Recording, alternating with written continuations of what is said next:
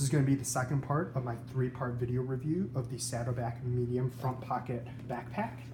This comes in the tobacco color. If you hadn't had a chance to see the first part, please watch that review. The second part, I'm going to dive a little bit into the interior of the bag, and we'll talk about how the interior of the bag is structured, how it looks. It's going to be pretty quick because this interior of the bag is very, very simple. So if you look here, this bag itself is lined with that velvet kind of color that they have here. So it's that pigskin lining that has a little bit of that velvet feel. So you can see kind of my fingerprints going across it.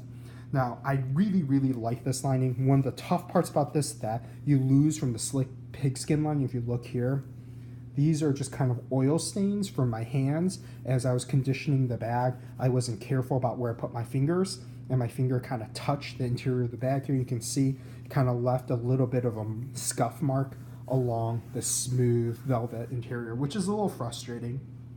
The only side that is lined is this giant piece of leather that goes from the top flap over your back and across the bottom of the bag.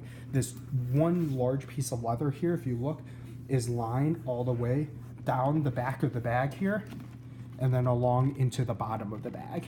So this bag here only has a single line side. The rest of the bag is unlined. What that gives you is the lining itself with the pigskin gives you a little bit of structure to the bag. So it means that the top, the back, and the bottom of this bag will hold its shape a little bit better, while the front of this bag that's unlined has this unlined leather. So it's going to act a little bit more like the water bag. It's going to be much more floppy and gives you that ability to adjust the height of this bag. So depending on how much you fill it up, this bag will rise up or go down. It will kind of conform to the shape of what's within it. The other thing you will notice about this particular bag is it has no interior pockets. All the pockets are along the outside, which allows you to load this bag however you want. Makes it much easier to pack.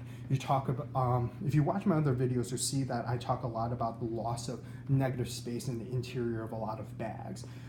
This gets rid of all of that problem because you put the pockets on the outside, which means along the inside, you get a full large pocket to do with what you want. You can sit a laptop all up and down, or you can put textbooks, or you can just pile up your clothes as needed within this bag. So it's a very nice design. There's also this additional area of stitching and reinforcement. There's no metal bar like you see in the briefcases, but there is this additional piece of leather to give a little bit of structure, which corresponds to the exact area where the backpack is. So these straps basically will connect at an area in which there's reinforcement, which means that as this area starts to get loaded and you use the bag more, you grab the handle more, this part won't deform or bend as you're using the bag, which is important because as this deforms and bends, then the bag becomes less comfortable and less useful. The other pockets you get here are a fairly decent sized front pocket with a good amount of depth. So you can see, if I put my hand vertically all the way in, about 75% of my hand fits inside that pocket. You get 2 side pockets in which I can fit basically my whole hand inside there without any issues. And the way the front pocket is secured is actually with a utility strap, which is something they don't sell on their website anymore. It's a little bit confusing. So there's 3 D-rings that go across the front, and then the strap, if you look here, kind of loops around the 2 end D-rings and then runs through the middle D-ring to secure everything in place. And basically what you do is, as you want this bag kind of larger or smaller, you basically pull and cinch this piece smaller, and you pull it across to lock it. So there's 2 D-rings, and as you run the belt across these 2 D-rings in that kind of U-shaped manner, it cinches that belt down. So it allows you to make that belt a little bit larger or a little bit smaller to fit what you need in the bag. Now, there are some issues with this design that people make readily apparent as they buy this bag if you read the reviews online. First of all, that the cinching area only extends across where these 3 D-rings are, which means you can cinch it down kind of like this, but it actually doesn't cinch along the back of the bag. So you end up with this weird cinching where it partially closes the front of the bag, but doesn't totally close it down. So you still have an opening there where stuff can come in and out.